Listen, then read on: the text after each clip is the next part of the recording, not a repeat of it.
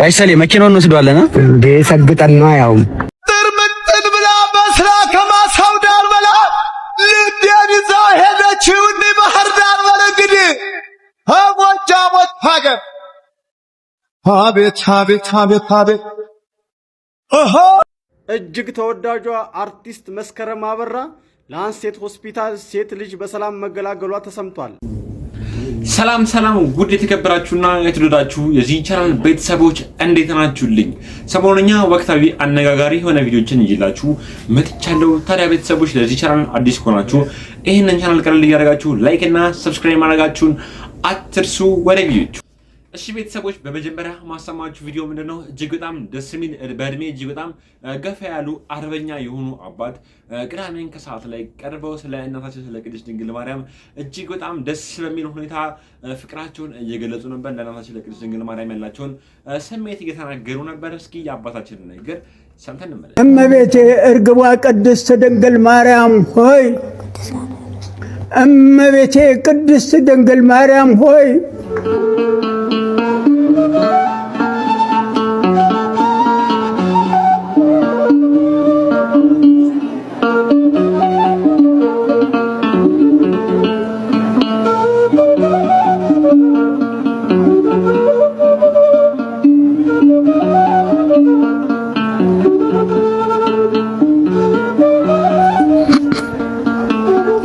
ደስታ እኮ ነው ዛሬ። እመቤቴ ቅድስት ድንግል ማርያም ሆይ በመልአኩ በቅዱስ ገብርኤል ሰላምታ ሰላም እልሻለሁ። በሐሳብሽ ድንግል በሥጋሽም ድንግል የአሸናፊው የእግዚአብሔር እናት ሆይ ሰላምታ ላንቺ ይገባሻል። ከሴቶች ሁሉ ተለይተሽ አንቺ የተባረክሽ የማኅፀንሽም ፍሬ የተባረከ ጸጋን የተሞላሽ እናቴ ደስ ይበልሽ። ወላዲት አምላክ ደስ ይበልሽ። አንቺም አምላክ ደስ ይበልሽ። እኔ ደስ ብሎኝ ነው ያለሁት። ከታችም ሳይቀዘቅዘኝ ከላይም ሳይፈጀኝ ለብ ያለ ደስታ ባህር ውስጥ እየዋኘሁ ነው ያለሁት። ደስ ብሎኝ ነው ያለሁት። ደስ ይበልሽ። ልዑል እግዚአብሔር ካንቺ ጋር ነውና ከተወደደው ከተከበረው ከጌታችን ከመድኃኒታችን ከኢየሱስ ክርስቶስ ዘንድ ይቅርታን፣ ምሕረትን፣ ተድላን፣ ደስታን፣ ጥጋበን እንዲያድለን አማልጅን ለዘለዓለሙ አሜን። ምስጋና ይሁን አንድ አምላክ ለሚሆን ለአብ ለወልድ ለመንፈስ ቅዱስ ክብር ምስጋና ይገባል፣ ዛሬም ዘወትርም ለዘላለሙ አሜን። እናመሰግናለን። ወይዘሮ አበበች እስኪ ስለ ባለቤቱ እንግዲህ አሁን እርሶ የጀግና ሚስት ኖት፣ እግዚአብሔርን የሚፈሩ ናቸው፣ እግዚአብሔርን የሚያከብሩ ናቸው። በጣም ጎበዝ፣ ጠንካራ፣ ጀግና የሆኑ ሰው ናቸው የእርሶ ባለቤትና የጀግና ሚስት መሆኑ በራሱ የተለየ ስሜት ያለው ይመስለኛልና እስኪ ደስታ ይሰማል። እስኪ ያጫውቱን። ጀግና ነው፣ ለቤቱም ጀግና ነው። ቤቱን ይሞላል፣ ቤቱ እንዲጎል አይፈልግም። ጎበዝ ነው፣ የማጠግብ ሰው ነው። ምንም የምችለው ነገር የለኝም። 50 አለቃ ለባለቤቶ ያለውን ደግሞ እርሶ ለባለቤቶ ያለውትን ፍቅር ደግሞ እስኪ ይንገሩን። እናታችን ቅድስት ድንግል ማርያም ለኛም እድሜና ጤና ትስጠን። እጅግ በጣም ደስ የሚል ፍቅራቸውን እያሳዩ ነበር። በህይወቴ እጅግ በጣም ስኬታማና ደስተኛ ነኝ ብለው ሐሳባቸውን እየተናገሩ ነበር። ታዲያ ቤተሰቦች ይሄ ቪዲዮ ውስጥ የሆነ ስሜት ተሰማችሁ ሐሳባችሁን ኮሜንት ላይ አስቀምጡልን። ሌላ ደግሞ ቤተሰቦች ፓስተር ቸሬ ስለመሰገጥ እየተናገረ ነበር። ሰግጥ ማለት ትርጉሙ ምን ማለት እንደሆነ እንደመሰገጥ ደግሞ እጅግ በጣም ደስ የሚል ነገር የለም እያለ ነበር። እስኪ የፓስተር ቸሬ ንግግር ሰምተን እንመለስ። እንደመሰገጥ ደስ የሚል ነገር የለም ብራዘር። አየህ በቃ እንደዚህ አይነት ስግጥና ስግጠት ከሆነ ራስን ማዳን በቃ እኔ እንደሱ ነው ሰገጤ መሆን ፈልጋለሁ። በቃ ፋራ ያለኝ ሰውዬ እኮ ሲጋራ ስላቆምኩ፣ ፋራ ያለኝ እኮ ውጭ ማደር ስላቆምኩ ማን ነው ፋራ ከኔና ከሱ በቃ ነገር ተጠበደላላ በነበርኩ ጊዜ አራዳ ጠብሳ ቆም ፋራ ኮንኩ። ፋራ መሆን ነው ፈልገው ይባ ሰዎች እርድና የሚሉት ነገር ምንድነው? በቃ ይሄ የሚመስለውን ነገር ፌኩን ላይፍ ነው እርድና ነው።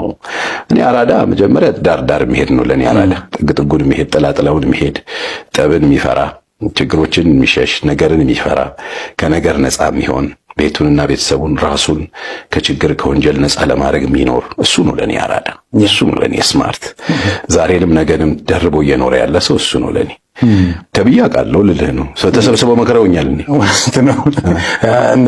ተሰብስበው ወደ ነበር እንደ አንተን የመሰልክ ልጅ ተብዬ ተመክሬያለሁ። ወዴት ነው መለሰው? በጣም ተበላሸ እኮ ተባልኩት እኔ ሲጋራ፣ ጫት ምናምን ሌብነት ማምሳቆም ተበላሸች አለ ተብዬ ኮሚቴ ሆነው ሊመክሩኝ ተሰብስበው እና እኛ ሀገር እሱ ተገለበጠ ነገር አለ፣ ተገለብጦ የተገጠረ መግጊራ አለ አይደል? ሲጋራ ስታጨስ አለኝ የኔ እንግዲህ ሲጋራ የእርድና ምልክት ነው በእኛ ጊዜ አይደል? ብዙ አላየውም፣ ወጣቶቹ በጣም ስማርት ናቸው። ግን ሲጋራው፣ መጠጡ፣ ጫቱ ምናምን ምሽቱ ላይ ምናምን ዘናፈታ ማለት የእርድና ምልክት ነው። እሱ ነው እርድና አይደል ነው ወይ ነው?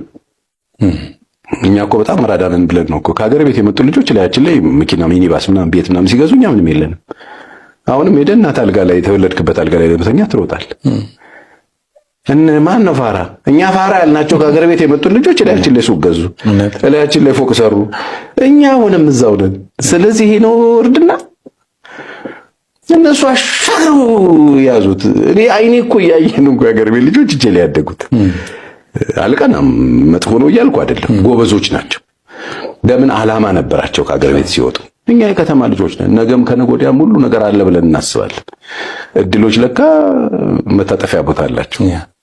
ስለዚህ የስማርትነት አራድና ጊዜህን ማወቅ ነው። ለሁሉም ነገር ጊዜ ሲኖረው ጥሩ ነው። አንዳንድ ሰው ከፈጀለት በኋላ አራዳ ለመሆን ጠጅ ሲጀምር፣ መጠጥ ሲጀምር፣ ሲጋራ ሲጀምር፣ እና ምሽት ሲጀምር ያሳዝነኛል። በተለይ ወልዶ ከብዶ እንደኔ ጸጉር ምናምን ቀየር አድርጎ ምናምን አይበላም ይላል ያራዳ ልጅ። ትክክል ነው። ቤተሰቦች ፓስተር ቸሬ የተናገረው ነገር እጅግ በጣም ነበር ደስ የሚለው። ምክንያቱም ባለንበት በማንኛውም ዘርፍ ላይ ከሰገጠን ማንኛውም ነገር ማለፍ እንችላለን። ሱሰኛ ከነበርም ደግሞ ሱሳችንን ሰግጠን ማቆም እንችላለን። እጅግ በጣም ሰዎችም ፋራና ሰገጠና ሊሉ ይችላሉ። ግን ይህ ነገር ካለፈ በኋላ እነሱ ናቸው ፋራም ሰገጠም እንደሆኑ የሚገባቸው ብሎ እጅግ በጣም ደስ የሚል ንግግሮችን በተለይ ደግሞ ለኛ ለወጣቶች የሚሆን ምክሮችን እየተናገረ ነበር። ታዲያ የፓስተር ቸሬ ንግግር እንዴት አገኛችሁት? ሀሳባችሁን ኮሜንት ላይ አስቀምጡ። ደግሞ ቤተሰቦች እጅግ በጣም ደስ የሚል ነገር ልንገራችሁ። እጅግ በጣም ብዙዎቻችን የምንወዳት በበስንቱ ድራማ ላይ የምናውቃት መስከረም አበራ መውለዷ የተሰማ ነበር። እንኳን ማርያም ማረችሽ ማለታችሁን ኮሜንት ላይ አትርሱ። እስኪ ደግሞ ቪዲዮን አይተን እንመለስ። እጅግ ተወዳጇ አርቲስት መስከረም አበራ ላንሴት ሆስፒታል ሴት ልጅ በሰላም መገላገሏ ተሰምቷል። አርቲስት መስከረም አበራ በስንቱ ድራማ እና በእንሳሮ ፊልም ምርጥ ብቃቷን በማሳየት ምርጥ ተዋናይት ለመሆን የበቃች የጥበብ ልጅ ናት። እንኳን ደስ አለሽ በሏት። እንኳን ማርያም ማረች ያላችሁ ኮሜንት ላይ ሐሳባችሁን አስቀምጡልን። ወደ ኔክስት ቪዲዮ ወሽን ሲያስገረም የነበረ አንድ ቪዲዮ ነበር። እርሱ ምንድነው ጋሽ ሰለሞን አዶናይ መኪናውን እንደሚሰጣቸው በስልክ ከተናገራቸው በኋላ ላይቭ ላይ ወድቀው ነበር። ታዲያ እጅግ በጣም ብዙ ሰዎችም በድርጊቱ አዝነው እጅግ በጣም ብዙ ሰዎች ሐሳባቸውን አስተያየታቸውን እየሰጡ ነበር። እስኪ ደግሞ አንድ ቪዲዮ አይተን ነው። ጋሽ ሰለሞን እንግዲህ መኪናው እንደሚሰጣቸው ሲናገራቸው እንግዲህ በመድረክ ላይ ከላይ እንደምትመለከቱት ከደስታ ብዛት ራሳቸውን መቆጣጠር አቅቷቸው እንግዲህ ወድቀውም ነበረ። ብሩክ ሪልስቴት ባዘጋጀው የ1.5 ሚሊዮን ፎሎወር ቻሌንጅ ላይ በ3 ቀን እንግዲህ የቲክቶክ አካውንታቸው 1.5 ሚሊዮን ፎሎወር ከገባ መኪና ለጋሽ ሰለሞን ገዝቶ እንደሚሰጣቸው በአዶናይ በኩል ቃል ገብቶ ነበረ።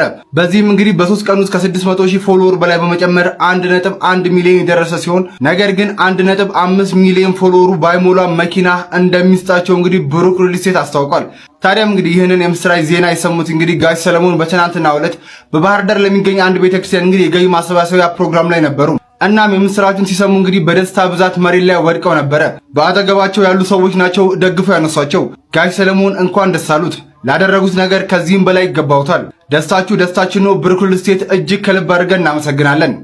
ይህ ቤተሰቦች እንደሰማችሁት ነው። ጋሽ ሰለሞን ይገባቸዋል። ምክንያቱም በኢትዮጵያ ቲያትር ውስጥ እጅግ በጣም ለብዙ ዓመት ነበር ሲያገለግሉ የነበሩት። ከ40 ዓመት በላይ ነበር የኢትዮጵያን ቲያትር ሲያገለግሉ የነበሩት። እጅግ በጣም ጥሩ ስራ የሰሩ ሰዎች ደግሞ ምስጋና ይገባቸዋል እና ታዲያ መኪናም ሊሸለሙ መሆኑ ተነግሮ ነበር። ታዲያ ቤተሰቦች ስለ ጋሽ ሰለሞን ምን አይነት ስሜትና ምን አይነት ሀሳብ አላችሁ? ሀሳባችሁን ኮሜንት ላይ አስቀምጡ። ደግሞ ቤተሰቦች ማሰማችሁ መረጃ ምንድነው? አዶናይ እጅግ በጣም ትልቅ ውዝግብ ውስጥ እንደገባ ሁላችሁም ታውቃላችሁ። በጣም የተለያዩ ሰዎች ከምሁራን እስከ ኖርማል ሰዎች በሱ ጉዳይ ሀሳብና አስተያየታቸውን እየሰጡ ነበር። ታዲያ በአዶናይ ጉዳይ አንድ ወንድማችን ጠለቅ ያለ ነገሮችን እየተናገረ ነበር። እስኪ ደግሞ እናንተም ይሄን ቪዲዮ ከሰማችሁ በኋላ የግል ሀሳባችሁን አስቀምጡልኛላችሁ ኮሜንት ላይ። ቪዲዮውን ሰምተን እንመለስ። የአዶናይ ስግጥፍ ምስ ነው፣ የምሁራን ስግጥፍ ፍርስ ነው ሀገር እያጠፋ ያለው። እውነቱን እንነጋገር። ለዶክተር በድሉ አቅጅራና የሳቸው አይነት አመለካከት ላላቸው ሁሉ ነው ይሄ መልእክቴ። ነጭ ነጯን እናውራ እንጂ እንደ አቡነ ሉቃስና እንደ ጋሽ ታዲዮስ እውነት ተናግሮ የመሸበት ማደር እንዴት ያስደስታል። ማን ነው ኢትዮጵያ ውስጥ ጥፋትን እያመጣ ያለው? ኢትዮጵያ በምሁራንና በልሂቃን አስተሳሰብ እየተረፈች ነው ወይ? በእንደናንተ አይነቱ የትምህርት ዝግጅት ኢትዮጵያ እየዳነች ነው ወይ? ማን ነው ትውልድን እያቀነጨረ ያለው? እንደ ዳንኤል ክብረት አይነቱ የታሪክ ተመራማሪነት ራስና አንቱታን አትርፎ የተማረው መጥፊያ ሆኖበት አይደለም ወይ አገር እያጠፋ ያለው? በታሪክ ትምህርቱ ታሪክን እያጠፋ አይደለም ወይ ያለው? ስንቱ ዶክተርና ፕሮፌሰር ተብሎ ተሰይሞ አገርን አዳነ። ስንቱ መግቢያ ጉድጓድ ጠፍቶበት አይደል እንዴ ራሱን እንኳን ያውቀት ሳያድን ተሸሽጎ ይቻ ሀገር እንዲህ ፍርስርሷ እየወጣ ያለው? ኢትዮጵያ በማን ነው እየጠፋች ያለችው? እውነት ለመናገር ማለት ቁጭ አድርጉት እስቲ ጠረጴዛ ላይና መርምሩ። ይሄን አዶናይ አይነቱ ቢያንስ በዓለም እንደ አድቨርታን ስታይል በመንፈሳዊ ደግሞ እንደ ቅዱስ ያሬድ ክፍተቱ ይታረምለታል፣ በሽታው ያሽርለታል። አረ ቢያንስ የሱ ስግጥ ፍምስ እንደነጋሽ ሰሌ አይነቱን የመኪና ባለቤት ሊያደርግ ይንደረደራል። ስንቱን ችግረኛ ይረዳል። ቢያንስ ፎልስ ናይን ነው። በእግር ኳስ ፎልስ ናይን የሚባል የአጥቂ ባህሪ አለ። በዛ አይነት መደብ ልናየው እንችላለን። በእንደናንተ አይነቱ ግን ኢትዮጵያ እየዳነች ነው ወይ? ስንቱ ሞት እየተከተለ ያለው በምሁራን በፖለቲከኞች ቀመር አይደለም ወይ? መቼም የሀገር አንድ የምሁርነት ቶፕ ነው የሚባለው በእርግጠኝነት መሪነት ነው። ራሱ መሪው ደንቆሮ ቢሆን በዙሪያው ያሉ አማካሪዎች የትምህርት ዝግጅታቸው ሀይ ስለሆነ ብዙ ያውቃሉ፣ ይጠነቀቃሉ ተብሎ ይታሰባል። ታዲያ ከሰው ነፍስ ሳር በልጦበት አይደል እንዴ እጅ ባፍ ሊያስጭነን በዛ ወዲያና ወዲ የሚሯሯጠው? ከዚህ በላይ መቀንጨር አለ? ከዚህ በላይ እንደው መግቢያ መውጫ ማጣት አለ? ምሁራን ስንቱን እንዳይጥ ሞከራችሁበት፣ ስንቱን ፍልስፍና ኢትዮጵያ ላይ አራገፋችሁ።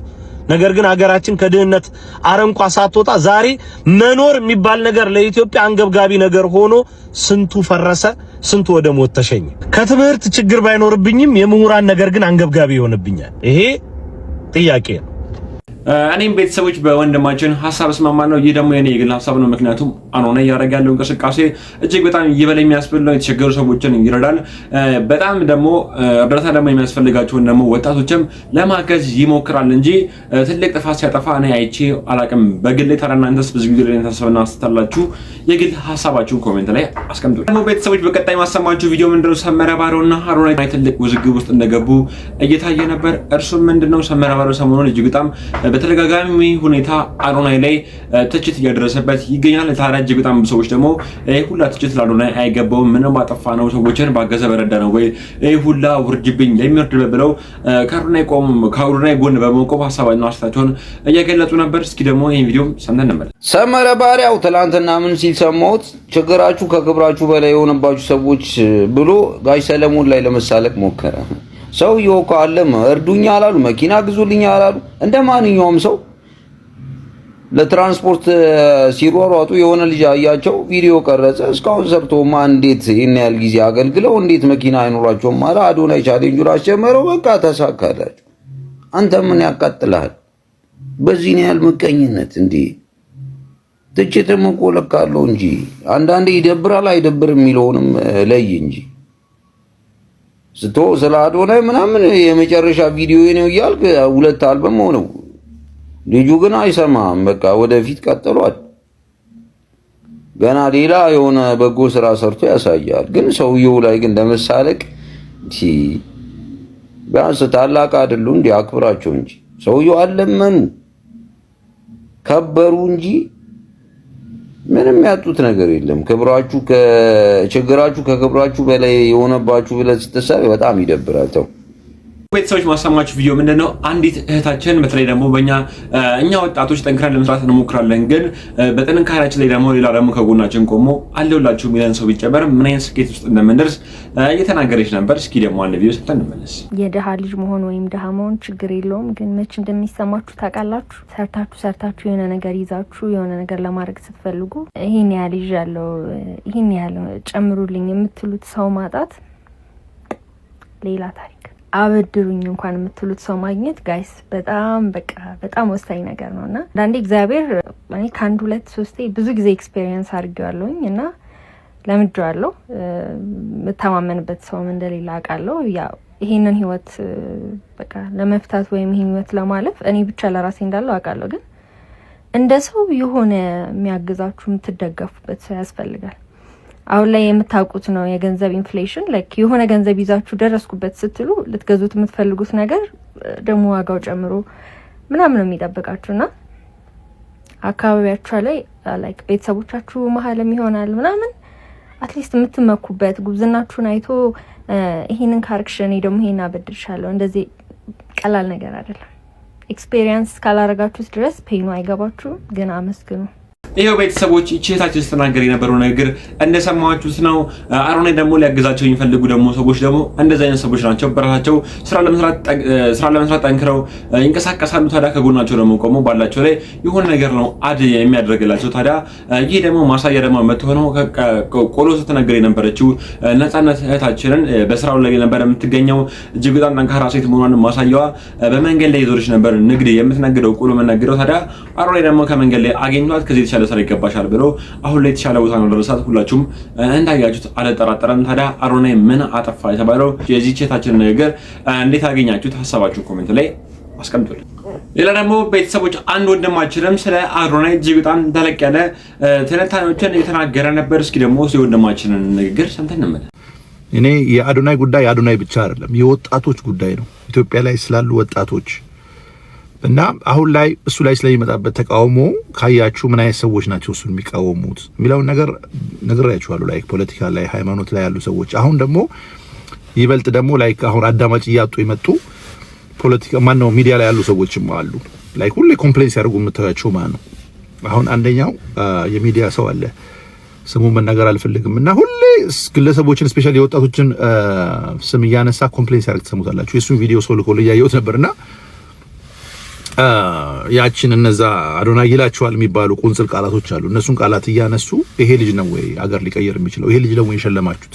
ሸላሚዎቹን ሁሉ ያብጠለጠሉ ማለት ነው።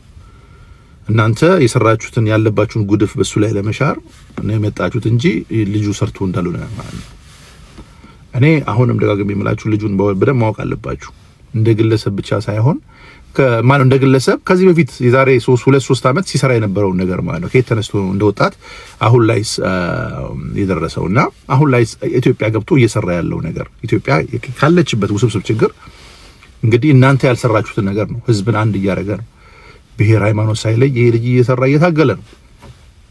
የራሳችሁን ስራ ይዛችሁ በራሳችሁ መጠንከር ነው የሚሻለው ወይስ እሱ ቪው ስላገኘ የሱን ሰዎች ለሐሳብ ለማስቀየር ወይም አምሯቸውን እንደዚህ ላይክ ኮንፊውዝ ለማድረግ እሱን እየተቃወማችሁ እየተቻችሁ መተቸት መቃወም ምንም መጥፎ አይደለም። ግን ሁሌ በአንድ ሐሳብ በዛ የሆነ ሰንባሪ ባለው ሐሳብ ላይ ብቻ ትውልድን እያበላሸ ትውልድን እየመረዘ ምናምን ልጁ እንደዛ አይደለም። እያንዳንዱ ቃላት እነዚህ አሁን የሚተችባቸውን ቃላቶች ብታያቸው ሙሉ ቪዲዮውን ብትሰሙት በንጹህ ልብ ማለት ነው ልጁ ያ የሚለው መንገድ ለወጣቶች የሚጠቅም ነው። አሁን ላይ እናንተ ሶሻል ሚዲያውን ጠቅላላ በቃ በሞኖፖል እንዳያዛችሁ ይዛችሁ ሌላ ትውልድ እንዳይመጣ ላይክ አይነ ነገር ነው የምትፈልጉት እኔ እንደሚገባኝ ማለት ነው። እና እንደዛ አይደለም መቀየር አለበት። የእናንተ ማሳሰብ የሚጠቅም ቢሆን ለሀገር ህዝብ ላይ ትውልድ ላይ ለውጥ ታመጡ ነበር ማለት ነው። ስለዚህ አሁን ላይ ለውጥ ስላልመጣ ነው እንግዲህ ሀገራችን በጦርነት እንደዚህ የምትታመሰው ማለት ነው። ወጣቱ አሳሰቡ ከስርቆትና ከጦርነት አሳሰብ ማይን ያልወጣው ለዚህ ነው ብዬ ነው እኔ የማምነው እንጂ ተሰርቶ የተማራችሁ ሰዎች ሚዲያ ላይ ያላችሁ ሰዎች ሰርታችሁ ቢሆን ኖሮ እንደዛ ትውልድ እቺ ሀገር አይገባትም ነበር። እና አሁን ደግሞ ለትውልዱ አሁን ላለው ጀነሬሽን ይስተውለት እስቲ ይስራ። እነሱ እርስ በርስ ይግባባሉና አንደርስታንድ ይደራረጋሉና ይስሩ። እስቲ እነሱም ጊዜ ስጧቸው፣ እድል ስጧቸው። ሁሌ የወጣችሁ ኮምፕሌን ከማድረግ ማለት እና እስቲ የእናንተ ሐሳብ ብቻ አይደለም መደመጥ ያለበት። ሌሎችም ዩቲዩበሮች ሌሎችም ፖድካስት የሚሰሩ ሰዎች ኢትዮጵያ ላይ ይብዙ። ያንን ነው ይሄ ልጅ ሞቲቬት እያደረገ ያለው ለሐሳባችሁ ሰግጡ የሚለው ያን ሐሳብ ይዞ ነው። እና ይህ ቤተሰቦች ወንድማችንም ሲናገር እንደሰማችሁት ነው። በተረጋጋ መንፈስ ሁሉ ነገር ማየት አለብን እያለ ነበር።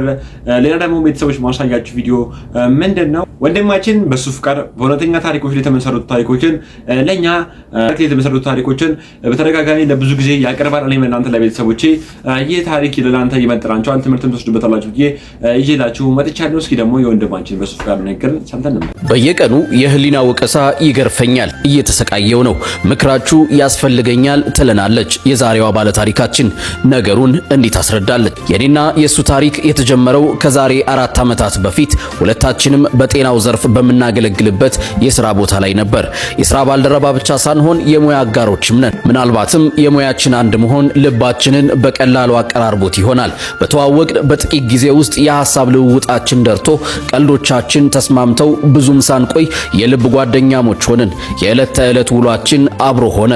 ምሳችንን አብረን፣ የቡና ሰዓታችንን በጋራ ማሳለፍ ጀመር። ከምንለያይበት ጊዜ ይልቅ አብረን የምናሳልፈው ሰዓት በለጠ። በዚህ መቀራረብ ውስጥ እሱም ስለ ሕይወቱ በግልጽ ያዋየኝ ጀመር። የፍቅር ጓደኛ እንዳለችው ነገር ግን ግንኙነታቸው በደስታ የተሞላ እንዳልሆነ በቁጭት ይነግረኝ ነበር።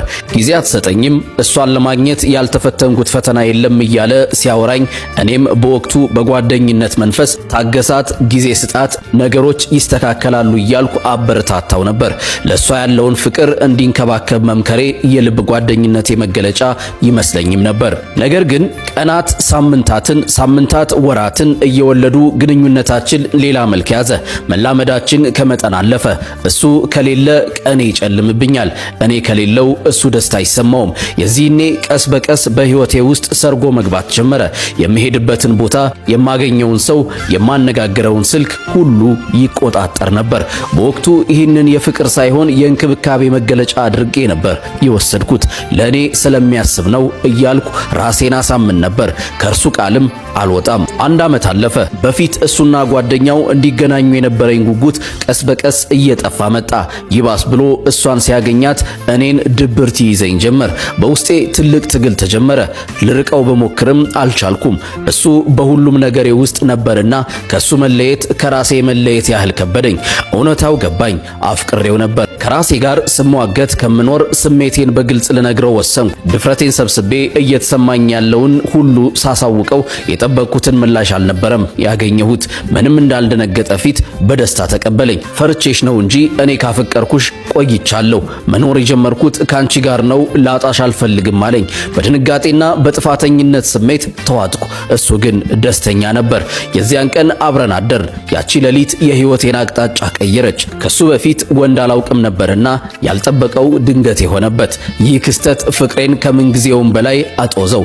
እሱም ይበልጥ ወደ እኔ ተሳበ። ከዚያ ቀን በኋላ በስም ካልሆነ በቀር አብረን መኖር ጀመርን። አሁን ላይ የራሴን የንግድ ሥራ ብጀምርም የከፈተልኝና ከጎኔ ሆኖ የሚደግፈኝ እሱ ነው።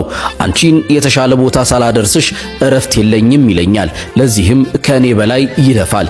እኔ ግን የአእምሮ ሰላም አጥቻለሁ። በየቀኑ የህሊና ወቀሳ ይገርፈኛል። እስከ መቼ የሚለው ጥያቄ ሰላም ነስቶኛል። የሷስ ህይወት፣ የኔስ መጨረሻ ምንድነው? የሱ መልካምነትና ድጋፍ በበዛ ቁጥር የጥፋተኝነት ስሜቴ እየከበደኝ መጥቷል እና አሁን በዚህ የ3 ሰው ታሪክ ውስጥ የራሴን መንገድ አጥቼ ግራ ገብቶኝ ቆሜያለሁ። ምን ላድርግ? የተለመደውን ኃላፊነት ያለውን ምክራችሁን እሻለሁ ትለናለች። ዛሬን ለነገ እንኑር። መልካም ጊዜ።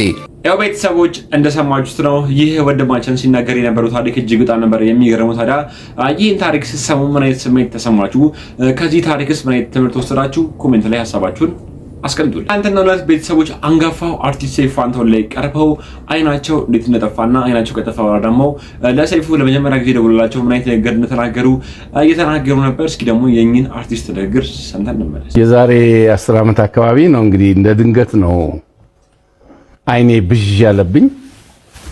መጀመሪያ ከሰሙት ሰዎች አንዱ አንተ ነህ። አዎ መጀመሪያ ከጠየቁኝ ሰዎችም አንዱ አንተ ነህ። ላይቭ ያስገባኝ እና ላይቭ ገብቼ ምንድነው የምትፈልገው ስትለኝ ሰው አይዞህ እንዲለኝ እንዲያበረታታኝ ነው። 60 ዓመቴ ላይ እንዲህ አይነት ነገር አጋጠመኝ። ካሁን በኋላ ያለው እድሜ አላውቀውም፣ ይርዘም ይጠራ አላውቀውም፣ ግን ምኖራትን አጭር ዘመን አይዞህ በርታ እንዲሉኝ እንዲያበረታቱኝ ነው ብዬ ይሄንኑ መልእክት አስተላለፍክና ከሐረር አንድ ወንድሜ ስልክ ደውሎ ዌልካም ቱ አወር ክለብ አለኝ። እሺ ታንክ ዩ አልኩት። አልገባኝም ነበር። ለካ እንደኔው ማየት የተሳነው ሰው ነው። በኋላ ገና ከጅምሩ ለካ አይነ ስውር ነኝ ብዬ ፊል አደረኩኝ። ሳስበው ግን he is right ልክ ነው። በቃ ማየት ተስኖኛል። ወደሱ ክለብ ገብቻለሁ። ስለዚህ የሱ ክለብ አባል ሆኜ ተስማምቼ መኖር ነው አይደል? አዎ። ከዛን ጊዜ ጀምሮ ይሄው ተስማምቼ እኖራለሁ 10 ዓመት ሙሉ። ቤተሰቦች እንደሰማችሁት ነው። ሰይፉ እጅግ በጣም ደስ የሚል ስነምግባር ያለው ሰው ነው። ምክንያቱም በጣም የተቸገሩ ሰዎች ላይ ሁሌም ከጎናቸው በመቆም ምን ላደርግላችሁ አቅሜን እያለ እጅግ በጣም ብዙ ሰዎች ነው የሚያገዙት። ታዲያ እኚህ አባታችንንም ለማጽናናት የሄደበት መንገድ እሳቸው ደግሞ በምላሹ ለሰይፉ የተናገሩት ንግግር እጅግ በጣም ነበር ደስ የሚለው። በስተመጨረሻ ቤተሰቦች ማሰማችሁ ቪዲዮ ምንድነው? ወንድማችን አዶናይ ጋሽ ሰለሞንን እንዴት አድርጌ ሰርፕራይዝ ላደርጋቸው እባካችሁን ንገሩኝ እያለ ነበር። ታዲያ እጅግ በጣም ትላልቅ አርቲስቶችን ነው ጋብዤ ነው ጋሽ ሰለሞንን ሰርፕራይዝ ማድረጋቸው እያለ ነበረ። የጋሽ ሰለሞን የመኪና ሽልማት ስነ ስርዓት ላይም ትልቅ ሰርፕራይዝ እንደሚፈጠር ሁላችንም እንገምታለን። ታዲያ እጅግ በጣም አንጋፋ አርቲስቶች እነ ሰራዊት ፍቅሬ እነ ሰይፉ ፋንታሁን ተገኝተው በቦታው ለጋሽ ሰለሞን መኪና ቢሰጧቸው ይሄ የኔ የግል ምኞቴ ነው። ለዛሬ ይዤላችሁ የመጣው ቪዲዮ ቤተሰቦች እኛን ይመስሉ ነበር። በቀጣይ አሪፍ አነጋጋሪ ትምህርት አዘል የሆኑ ቪዲዮችን ይዤላችሁ እመጣለሁ። ስላዳመጣችሁኝ አመሰግናለሁ። ቴንክ ዩ